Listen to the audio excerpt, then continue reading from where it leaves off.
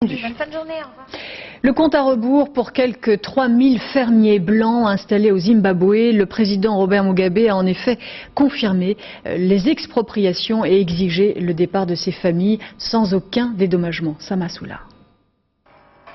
Les Graham ont préféré quitter leur ferme avant le délai fixé par le président du Zimbabwe. Mais rares sont les fermiers blancs à s'être pliés à cette injonction. Sur les 2900 fermiers blancs visés par le décret d'expropriation, seuls 400 ont quitté leur terre sans aucune indemnité. Les Graham quittent une terre qu'ils ont travaillée pendant 42 ans.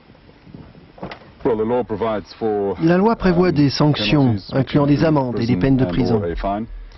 Et dans les alentours, il y a des jeunes militants de la ZANU-PF qui pourraient nous rendre la vie impossible. La ZANU-PF, le parti du président Mugabe à l'origine de la réforme agraire, elle prévoit d'exproprier les fermiers blancs pour redistribuer leurs exploitations aux Noirs sans terre. Un populisme qui a permis à Robert Mugabe de se maintenir au pouvoir, mais qui a déstabilisé le pays. L'occupation des fermes a fait de nombreuses victimes. Il n'y a pas de prix assez élevé ou de chantage possible pour acheter cette nation. Ni l'or ni l'argent ne sont assez précieux pour acheter notre souveraineté. Nous ne sommes pas à vendre. Une réponse aux inquiétudes exprimées par la Grande-Bretagne et la Nouvelle-Zélande qui réclament de nouvelles sanctions contre le Zimbabwe, voire même son exclusion du Commonwealth. La réforme agraire lancée il y a 2 ans devait mettre fin à une injustice.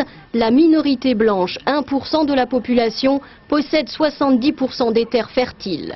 Mais dans les faits, cette réforme a desservi ceux qui devaient en bénéficier. 200 000 ouvriers agricoles noirs sont aujourd'hui sans travail et le Zimbabwe, considéré comme le grenier de l'Afrique il y a encore 2 ans, dépend aujourd'hui pour moitié de l'aide internationale.